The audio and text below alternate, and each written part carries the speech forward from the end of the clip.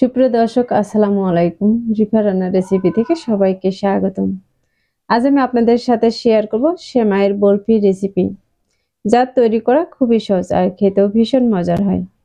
এই বরফিগুলো বানিয়ে বেশ কয়েকদিন সংরক্ষণ করে রেখে খেতে পারবেন।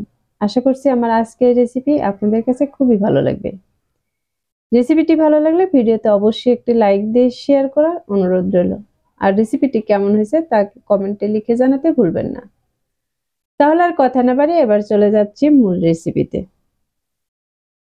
আজকে এই রেসিপিটি বানানোর জন্য প্রথমে একটি ফ্রাই প্যানে দিয়ে দিচ্ছি আমি 2 টেবিল চামচ পরিমাণে ঘি।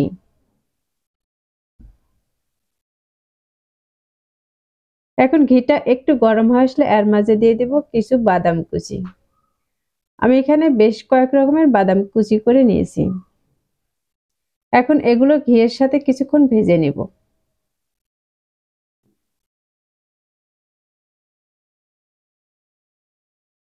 আমি এই বাদামগুলোকে 1 থেকে 2 মিনিটের মতো ভেজে নিয়েছি, আর ভাজার পর এই বাদামগুলোর কালার কিন্তু একটু চেঞ্জ হয়ে গেছে। আমার এই পর্যায়ে কিন্তু এই বাদামগুলো ভেজে নেওয়া হয়ে গেছে। এখন আমি এর মাঝে দিয়ে দিব সেমাই। এখানে আমি 200 গ্রামের মতো সেমাই নিয়েছি, আর এই সেমাইগুলো কিন্তু হাত দিয়ে ভেঙে গুঁড়ো করে নিয়েছি। এগুলো একটু ছোট করে নিলে এই বরফিগুলো তৈরি করতে সুবিধা হবে।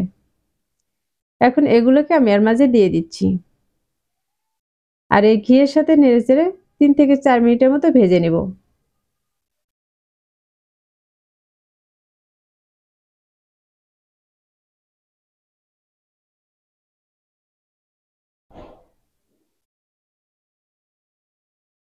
এগুলো ভাজার পর কিন্তু এই সেমাইয়ের কালারটাও একটু চেঞ্জ হয়ে যাবে।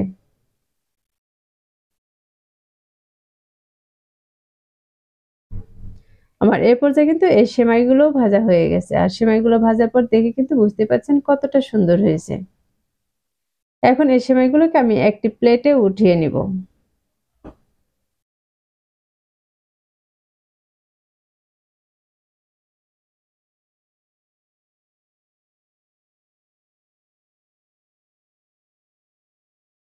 আমি এই সেমাইগুলো কিন্তু প্লেটে উঠিয়ে নিয়েছি। এখন এটাকে সাইডে রেখে দিচ্ছি।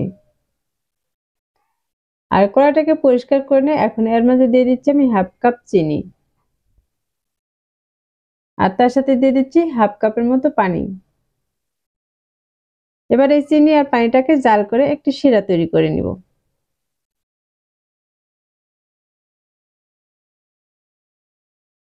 এই পানিটাতে যখন এরকম একটু বলক উঠে আসবে তখন আমি এর মাঝে দিয়ে দিব 1 প্যাকেট গুঁড়া দুধ।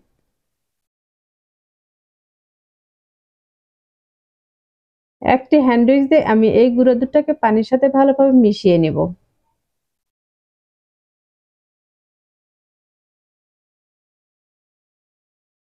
এই দুধটাকে জাল করে নেওয়ার পর দেখতেই পাচ্ছেন এই দুধটা কিন্তু একটু ঘন হয়ে এসেছে, আর এই শিরাটা কিন্তু একটু আঠালো ভাব চলে এসেছে। যখন এরকম আঠালো ভাব চলে আসবে তখন আমি এর মাঝে ভেজে রাখা সেমাইগুলোকে দিয়ে দিব। আমি এখানে কিন্তু সবগুলো সেমাই দিয়ে দিয়েছি। এখন এগুলো নেড়েচেড়ে ভালোভাবে মিশিয়ে নিব।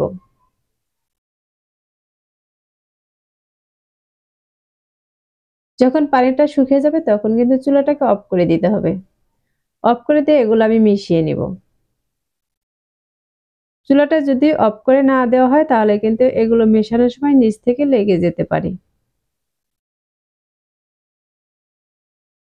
আমার এই পর্যায়ে কিন্তু এগুলো মিশিয়ে নেওয়া হয়ে গেছে।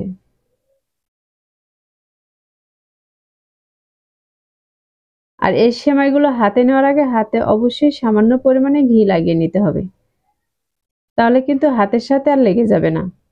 এখন এখান থেকে কিছু সেমাই আমি হাতে নিয়ে হাত দিয়ে চেপে চেপে একটু গোল করে নিব।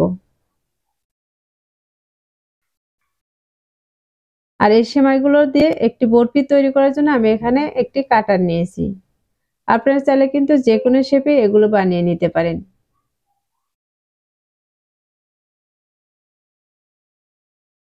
এর মাঝে আমি হাত দিয়ে চেপে চেপে একটু সমান করে নিব, তাহলে কিন্তু দুপাশটা খুব সুন্দরভাবে সমান হয়ে যাবে।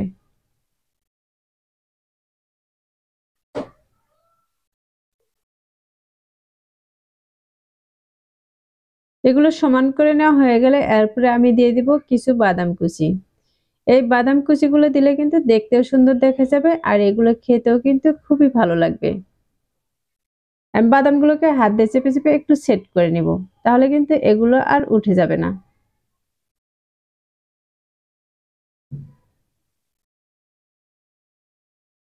এখন আমি এর মাঝ থেকে উঠিয়ে নিব।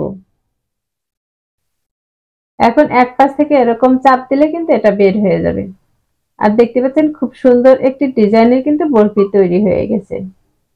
আর এখন কিন্তু আমি আরেকটি বানিয়ে দেখিয়ে দিচ্ছি। আবারও আমি কিছু সেমাই এরকম হাতে নিয়ে কিন্তু হাত দিয়ে চেপে একটু গোল করে নিয়েছি। আর এটাকে এই কাটারের মাঝে দিয়ে এখন চেপে চেপে একটু চতুর্দিকে খুব সুন্দর করে সেট করে নিব।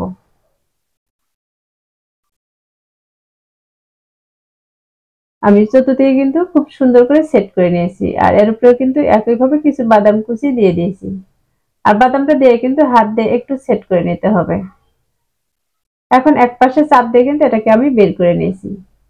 আর এই একইভাবে কিন্তু সবগুলোকে বানিয়ে নিয়েছি। আর এগুলো বানানোর পর দেখে বুঝতে পারতেছেন কতটা সুন্দর হয়েছে। এই বরফিগুলো দেখতে যেমন আকর্ষণীয় হয় আর খেতেও কিন্তু ভীষণ মজার হয়।